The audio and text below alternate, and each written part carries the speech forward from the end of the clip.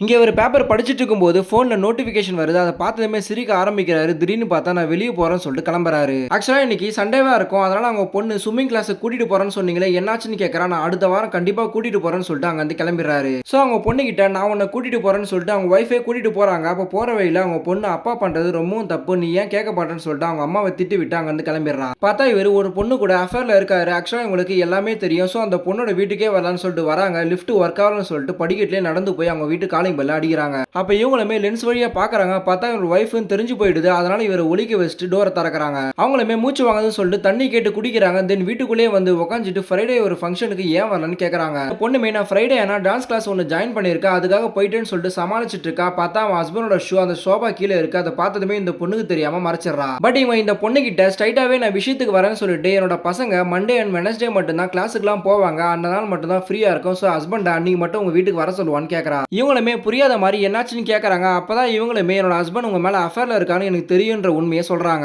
So திரும்பவும் அப்ப ஃப்ரீயா இருக்கீங்களான்னு கேக்குறாங்க. ஆனா நான் அப்ப ஃப்ரீயா இல்லன்னு சொல்றாங்க. அப்ப டியூஸ்டே, ஃப்ரைடே, வெனஸ்டே எல்லாம் எப்படின்னு கேக்குறாங்க. அப்பயுமே நான் ஃப்ரீயா இல்லன்னு சொல்லிடுறாங்க. பட் சண்டே தான் நான் ஃப்ரீயா இருப்பேன்னு சொல்றாங்க. பட் இவங்க பசங்க எல்லாம் அன்னைக்கு தான் இருப்பாங்க, அனுப்ப முடியாது, சாட்டர்டே அனுப்புவான்னு கேக்குறாங்க. ஆனா இந்த பொண்ணு விக்ரம் கூட போகணும்னு சொல்லிட்டு உளறிடுறா. சோ விக்ரம்னா உங்க பாஸ் தானே சொல்லிட்டு கலாய்க்கிறாங்க. இந்த பொண்ணுமே கடுப்புல இவங்களை வெளியே அனுப்பிடுறாங்க. அப்ப இவன் உள்ள இருந்து எல்லாமே கேட்டுட்டு வெளியே வந்ததுமே விக்ரம் கூட இப்படிதான் பழகிட்டு இருக்கான்னு சொல்லிட்டு உனக்கு அசிங்கமா இல்லன்னு கேக்குறா. இந்த பொண்ணு கடுப்புல அவன் பேண்ட் ஷர்ட் எல்லாமே வெளியே தூக்கி அடிச்சிடறா. சோ இப்பதான் எங்க ஒய்ஃப்க்கு ரொம்ப சந்தோஷமா இருக்கு. நிம்மதியா வீட்டுக்கு போறாங்க.